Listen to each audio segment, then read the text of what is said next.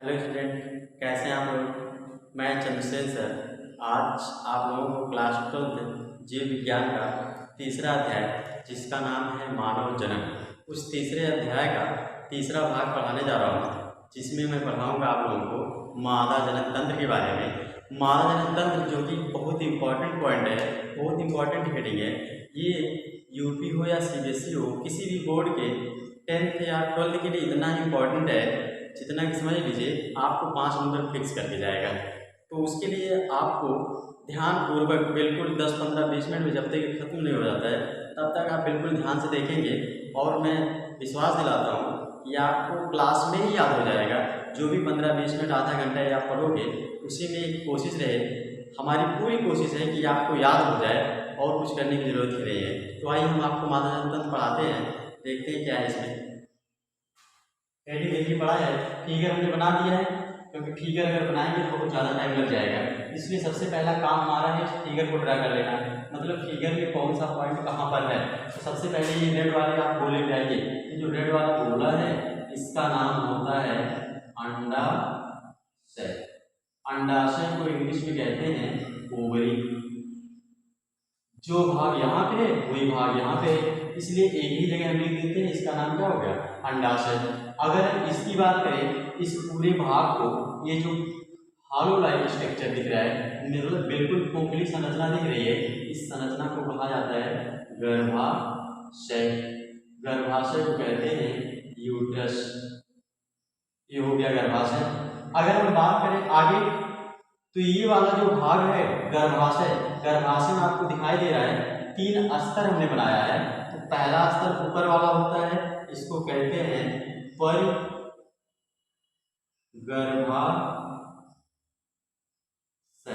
क्या कहते हैं परिगर्भाशय। परिगर्भाशय को कहा जाता है पेरीमेट्रियम। फिर उसके बाद आता है दूसरा, इसको कहते हैं मध्य गर्भाशय। मध्य गर्भाशय इसको कहा जाता है इंग्लिश में मायोमेट्रियम। फिर उसके बाद आता है तीसरा, जो रेड कलर से हमने बनाया हुआ है, इसको कहा जाता है अंतः गर्भाशय। अंतः गर्भाशय को कहा जाता है इंडोमेट्रियम। तो इस तरह से अगर हम गर्भाशय को देखें तो गर्भाशय जो है 3 स्तरों में विभक्त होता है। नंबर 1 है परिगर्भाशय, नंबर 2 है मध्य गर्भाशय, नंबर 3 को आंतरिक गर्भाशय या अंतः गर्भाशय। अब आप देखेंगे आंतरिक गर्भाशय अंतः गर्भाशय जो बनाया है, इसमें फिंगर लाइक प्रोजेक्शन दिख रहा है रेड कलर का, उभार जैसी संरचना दिख रही है। ये उभार जैसी संरचना जो है यही महिलाओं में मंथली टूट कर यमसी चक्रण होता है, जिसको कहा जाता है मेनस्ट्रुअल साइकिल। क्या कहते हैं मेनस्ट्रुअल साइकिल। अगर हम बात करें मेनस्ट्रुअल साइकिल तो इसको हिंदी में कहते हैं मासिक चक्र। आगे आइए, आगे देखेंगे इस भाग को, तो इस भाग को कहा जाता है ग्रीवा नाल। ग्रीवा नाल हो गया। और ये जो भाग है इस भाग को कहा जाता है योनि। योनि को कहा जाता है वेजाइना। अब देखिए आगे, इधर जो अंडाशय को गर्भाशय से जोड़ने का कार्य कर रही है, और यहाँ भी अंडाशय गर्भाशय जो जोड़ने का कार्य कर रही है, यहाँ से यहाँ तक ये जो नली है, इस पूरे नली का नाम होता है अंडवाहिनी। क्या नाम होता है अंडवाहिनी, या तो इसको कहा जाता है फैलोपियन नलिका। इंग्लिश में इसको कहते हैं, इंग्लिश में फैलोपियन को कहा जाएगा ओविडक्ट, या तो फैलोपियन ट्यूब भी कह दिया जाएगा, फैलोपियन ट्यूब। अब देखिए ये एक तरह से जो बेसिक चीजें थी इसमें मादा जनन तंत्र में जो बेसिक बातें हैं वो हमने बता दिया। अब आप 5 नंबर के लिए, जो कि आपको इतने में तो 5 नंबर मिलना नहीं है, 5 नंबर जब भी मिलेगा कम से कम 4-5 हेडिंग को आपको ड्रा करना पड़ेगा एग्जाम, बोर्ड के एग्जाम में। आइए तो हम सबसे पहले स्टार्ट करते हैं एक एक हेडिंग को। सबसे पहले हमारी हेडिंग होगी क्या, अंडाशय। हेडिंग डाल देते हैं अंडाशय। अंडाशय को हम कहते हैं ओवरी। ओवरी हो गया अंडाशय। अब देखिए आप साथ में लिखते भी रहिएगा क्योंकि हमें रफ करना पड़ेगा। अब हम इसको बिठा देते हैं।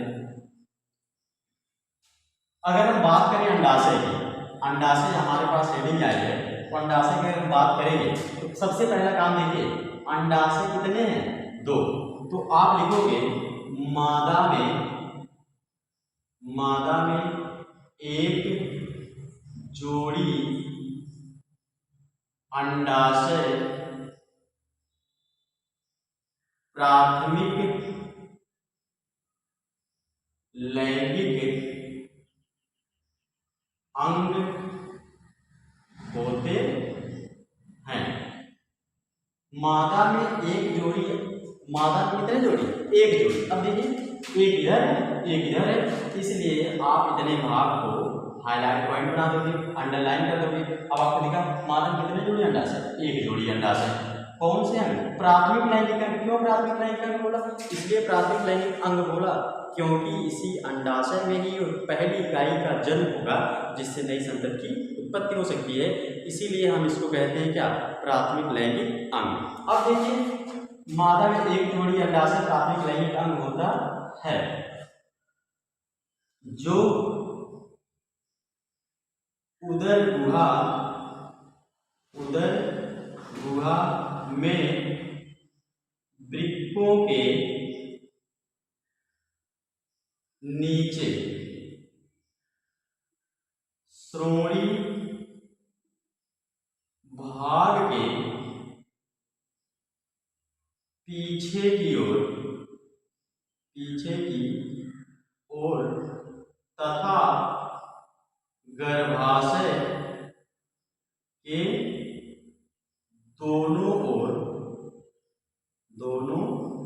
ओर स्थित होता है। अब देखिए बिल्कुल सरल भाषा हो गई। अगर देखा जाए तो एक जोड़ी होता है जो उदर गुहा का मतलब होता है कहाँ, उदर गुहा मतलब पेट। क्या होता है, उदर गुहा मतलब पेट। अब देखिए पेट में कहाँ, वृक्कों के नीचे, वृक्क मतलब किडनी के नीचे। ये लिखा है श्रोणि भाग मतलब जो नाभि से नीचे वाला भाग होता है उस श्रोणि भाग के पीछे की ओर, मतलब कहने का किडनी के साइड में पीछे की ओर पाया जाता है। श्रोणि भाग में पीछे की ओर तथा गर्भाशय के इधर दोनों ओर। देखिए ये गर्भाशय है और इधर एक अंडाशय और इधर एक अंडाशय। अब देखिए आगे इसमें क्या लिखा जाए, आगे अगर बात करें हम तो अंडाशय जो होता है, अंडाशय की आकृति बादाम की आकृति होती है। कैसी होती है, बादाम, एकदम बिल्कुल बादाम के जैसा होता है। और होता कैसा है, श्वेत होता है, श्वेत चपटा होता है। इसकी जो लंबाई होती है, लंबाई 2 सेंटीमीटर, चौड़ाई कितनी, 2 सेंटीमीटर, तथा जो मोटाई होती है वो कितनी होती है, 1 सेंटीमीटर होती है। लंबाई 2 सेंटीमीटर मतलब ये वाला भाग, चौड़ाई 2 सेंटीमीटर मतलब ये वाला भाग, और मोटाई मतलब ये वाला भाग। समझ रहे ना, इस वाले भाग को कहते हैं मोटाई। तो 2, 2, 1 इस तरह से आप याद रखोगे। अब देखिए अगली बात क्या है इसमें, अगर हम बात करें ये जो अंडाशय है, अंडाशय में मादा हार्मोन्स, कौन सा हार्मोन्स, मादा हार्मोन्स कौन सा, प्रोजेस्टेरॉन और कौन, एस्ट्रोजन। प्रोजेस्टेरॉन और एस्ट्रोजन हार्मोन्स का श्रावण होता है। क्या होता है, प्रोजेस्टेरॉन और एस्ट्रोजन हार्मोन्स का श्रावण होता है। कहाँ से, अंडाशय से। फिर से बात देखिए, मादा में एक जोड़ी अंडाशय प्राथमिक लैंगिक अंग होते हैं जो कहाँ पे, उदर गुहा में मतलब पेट में, और कहाँ, वृक्कों के नीचे, श्रोणि गुहा मतलब नाभि के नीचे वाला भाग, दोनों ओर किसके, गर्भाशय के दोनों ओर। इसकी आकृति कैसी होती है, बादाम की आकृति का, और एक ऐसा श्वेत चपटा 2 सेंटीमीटर लंबा, 2 सेंटीमीटर चौड़ा, 1 सेंटीमीटर मोटा होता है। कौन कौन से हार्मोन्स होते हैं जो श्रावण होते हैं, प्रोजेस्टेरॉन और कौन सा, एस्ट्रोजन हार्मोन्स का श्रावण होता है। अब इस तरह से एक हेडिंग खत्म हुई। अब हम इसको रब कर देते हैं। आएंगे इस सिलेबस की दूसरी हेडिंग लाएंगे। दूसरी हेडिंग जो है उसको कहा जाता है अंडवाहिनी। हम हेडिंग डाल देते हैं अंडवाहिनी। अंडवाहिनी को कहा जाता है ओविडक्ट। अगर हम अंडवाहिनी ओविडक्ट की बात करें तो अंडवाहिनी क्या है, तो देखिए अंडवाहिनी जो है, जल्दी देखिए, मादा में एक जोड़ी अंडवाहिनी, मादा में एक जोड़ी अंडवाहिनी जो लगभग 10 से 12 सेंटीमीटर लंबी कुंडलित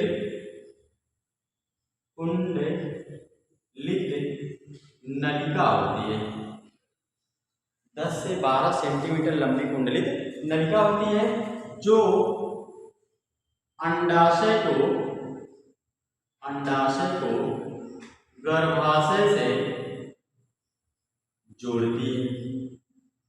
क्या करती है, अंडाशय को गर्भाशय से जोड़ती है। अब देखिए मादा में कितनी जोड़ी, एक जोड़ी अंडवाहिनी नलिका होती है जिसकी लंबाई 10 से 12 सेंटीमीटर होती है, जो क्या करती है, अंडाशय को गर्भाशय से जोड़ने का कार्य करती है। यहाँ से यहाँ तक का अंडवाहिनी है, यहाँ से यहाँ तक इधर अंडवाहिनी है। अगर हम बात करें तो 2 जोड़ी होगी, सॉरी 1 जोड़ी होगी। फिर इसके बाद बात करें तो इसकी लंबाई कितनी है, 10 से 12 सेंटीमीटर लंबाई है। फिर आगे की बात करें तो ये गर्भाशय इधर है और यहाँ क्या है, अंडाशय। अंडाशय को गर्भाशय से जोड़ने का कार्य कर रही है। अब आएंगे अंडवाहिनी को। अगर देखा जाए अंडवाहिनी में निम्न 3 भाग पाए जाते हैं। कितनी गिनती होती है, अंडवाहिनी में 3 भाग होते हैं। अगर हम तीनों भागों की बात करें तो सबसे पहला है रोमावी कीप। क्या है, रोमावी कीप। रोमावी कीप जो होता है इसको कहते हैं इनफैंडिबुलम। इनफैंडिबुलम देखिए यहाँ से इतना जो भाग है, इस भाग को हमने नाम दिया क्या, रोमावी कीप, या तो इसको कहा जाता है इनफैंडिबुलम। अगर हम बात करें तो यह कैसा भाग होता है, चौड़ा भाग होता है, और इसके किनारों पे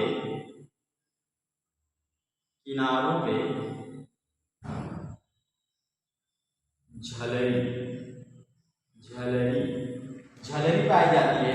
इसके किनारों पे झलरी पाई जाती है। ये जो होता है अंडवाहिनी का चौड़ा भाग होता है। दूसरे अगर हम भाग की बात करें तो दूसरा भाग यहाँ पर है, तो इस भाग को हम कहते हैं तुम्बिका। क्या कहते हैं, तुम्बिका। ये रहा, तुम्बिका को कहा जाता है एम्पुला।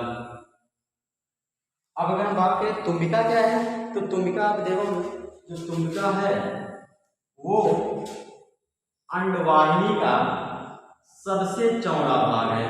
सबसे चौड़ा फूला हुआ भाग होता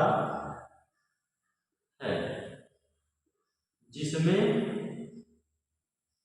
रोमावी कीप खुलता है। खुलती होगी। तुम्बिका क्या होता है, तुम्बिका जो होता है अंडवाहिनी का सबसे चौड़ा भाग होता है, जिसमें रोमावी कीप क्या होती है, आगे खुलती है चल के। फिर इसके बाद हम बात करें तीसरा जो भाग होता है इस अंडवाहिनी का, तीसरे भाग को कहा जाता है संकीर्णन पथ। क्या कहता है, संकीर्णन संकीर्ण पद। अगर हम संकीर्ण पद की बात करें तो इसको कहा जाता है आइस्थमस जंक्शन। क्या कहते हैं? आइस्थमस जंक्शन मतलब होता है संकीर्ण पद। अब अगर हम बात करें यह अंडवाहिनी का, इसका अंडवाहिनी का अंतिम भाग होता है। कैसा भाग होता है? अंतिम भाग है। जो अंडवाहिनी का कितना भाग है? 1/3 भाग होता है। इस भाग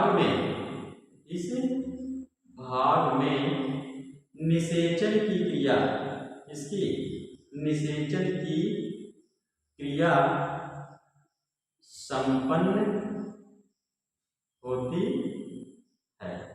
अब अगर हम बात करें, फिर से सुन लीजिए, जो अंडवाहिनी होता है ये 10 से 12 सेंटीमीटर लंबी कुंडलित नलिका होती है जो गर्भाशय को अंडाशय से जोड़ने का कार्य करती है। देखिए यहाँ पे गर्भाशय से अंडाशय जोड़ी है।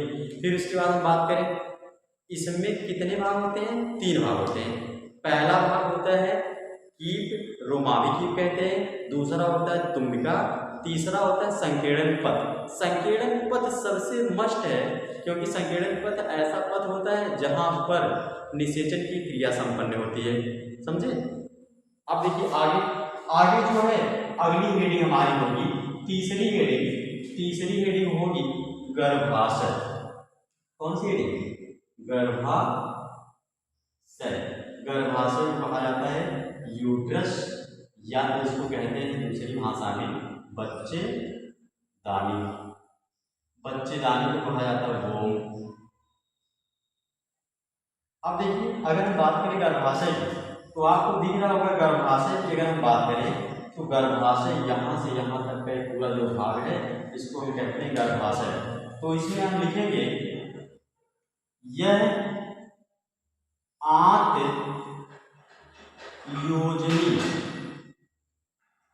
योजनी द्वारा जुड़ा भाग होता है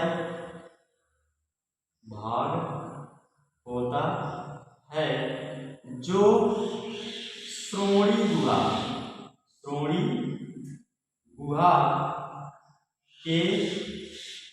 मध्य में स्थित होता है।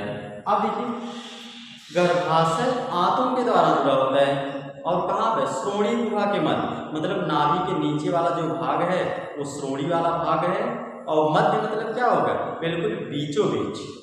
तो यही कहेंगे हम, जो गर्भाशय होता है इसको दूसरी भाषा में क्या कहते हैं? बच्चेदानी। यह आंत योजनी द्वारा जुड़ा भाग होता है जो कहाँ पर? श्रोणि गुहा के मध्य स्थित होता है। अब अगर आगे बात करें, यह खोखला शंक्वाकार नाशपाती के आकार का अंग होता है। बहुत इंपॉर्टेंट क्वेश्चन 1 नंबर के लिए कि जो गर्भाशय है, गर्भाशय का आकार कैसा होता है? बिल्कुल नाशपाती के आकार का होता है। ये खोखला होता है और कैसा? नाशपाती के आकार का अंग होता है। हमने लिख दिया है खोखला और नाशपाती के आकार का अंग होता है। फिर अगर हम इसकी बात करें तो ये जो गर्भाशय है, गर्भाशय की लंबाई की अगर बात करें तो 7.5 सेंटीमीटर, और अगर हम चौड़ाई की बात करें तो चौड़ाई 5 सेंटीमीटर, तथा हम मोटाई की अगर बात कर ले रहे हैं तो मोटाई कितनी है? 3 सेंटीमीटर होती है। गर्भाशय की लंबाई कितनी? 7.5 सेंटीमीटर, चौड़ाई कितनी? 5 सेंटीमीटर, तथा मोटाई कितनी? 3 सेंटीमीटर होती है। अब देखिए जो गर्भाशय है, गर्भाशय में कितने स्तर पाए जा रहे हैं? तो गर्भाशय में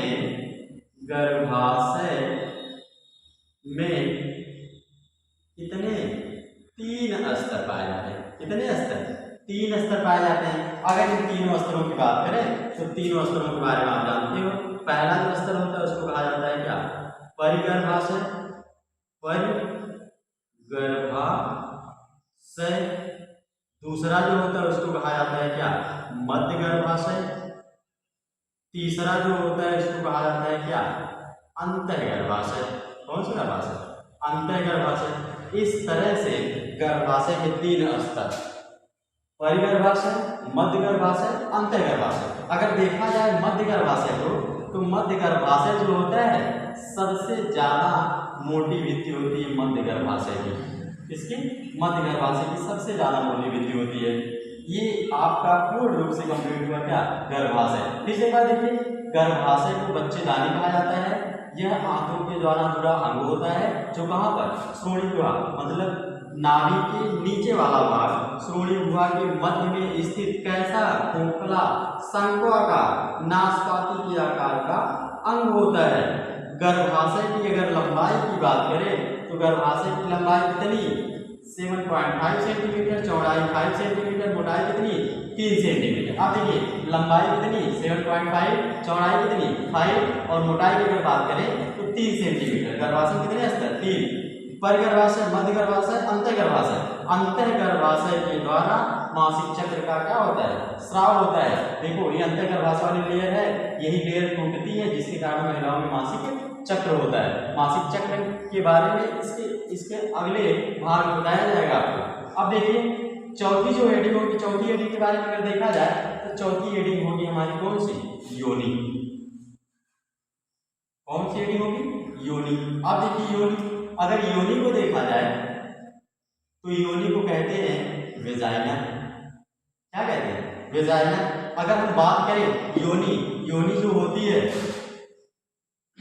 अगर हम योनि की बात करें तो योनि जो होता है मूत्राशय, सबसे पहला पॉइंट होगी मूत्राशय एवं किसके, मलाशय के मध्य स्थित होता है।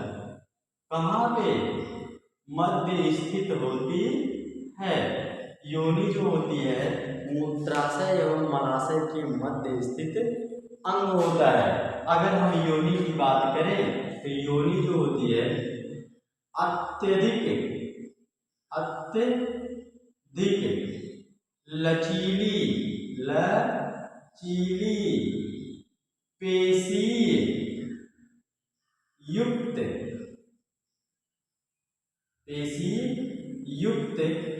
नलिका होती है।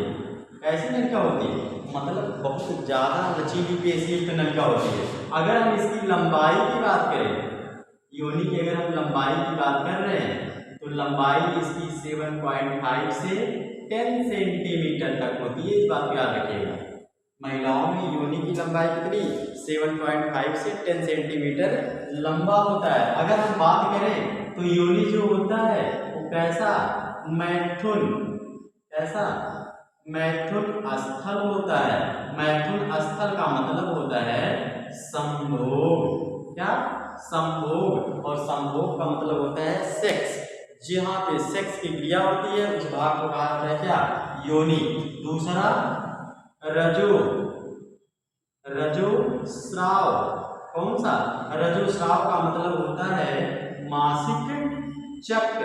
मासिक चक्र का भी विकास इसी के द्वारा होता है। तीसरा प्रसव मार्ग। कौन सा मार्ग, प्रसव मार्ग की अगर बात करें, जो डिलीवरी होती है वो भी इसी के द्वारा ही होती है। अब अगर हम बात करें योनि के ऊपरी भाग पर, कहाँ, ऊपरी भाग पर एक झिल्ली नुमा पारदर्शी, कैसी, पारदर्शी झिल्ली पाई जाती है। उस झिल्ली का नाम होता है हाइमन। क्या नाम होता है, हाइमन। ये जो हाइमन है, हाइमन ये कुंवारी कन्याओं का संकेतक चिन्ह होता है। अगर हम हाइमन की बात करें तो हाइमन जो होता है ऐसा पर्दा है जिस पर्दे के द्वारा ये चिन्हित किया जाता था पहले जमाना में कि महिला जो है वो कुंवारी है कि शादीशुदा है। अब देखिए, क्योंकि हाइमन जो होता था फर्स्ट इंटरकोर्स के दौरान पहली बार अगर सेक्स की क्रिया संभोग की क्रिया होती थी तो हाइमन रप्चर होता था, जिसके कारण महिलाओं में क्या होता था, ब्लीडिंग होता था और ये संकेतक चिन्ह होता था। पहले का ये राजा महाराजा के जमाने की बात है, क्योंकि राजा महाराजा जो होते थे उनकी जो रानियां होती थी 2 ही कदम डोली से चलते थे। लेकिन तो आज के डेट में ऐसा कुछ नहीं है। आज के डेट में इतना खेल कूद चल रहा है, इतनी रनिंग चल रही है, साइकिल चल रही है, इतना काम कर रही हैं औरतें कि हाइमन का पता ही नहीं चलता है, ये पहले ही रप्चर हो जाता है। इसलिए ऐसा अब कोई चिन्ह रह नहीं गया है। तो आप लोग परेशान होइए ना। अगले भाग में हम चौथे भाग में आपको बताएंगे मासिक चक्र के बारे में, जिसमें कुछ जिक्र किया जाएगा इन शब्दों का। तब तक के लिए आप इस पूरे पॉइंट को विधिवत ये समझ लीजिए, आपका बोर्ड में 5 नंबर फिक्स है। इसको अगर याद कर लिए तो हमें उम्मीद है कि आपको बहुत अच्छे से समझ में आया होगा।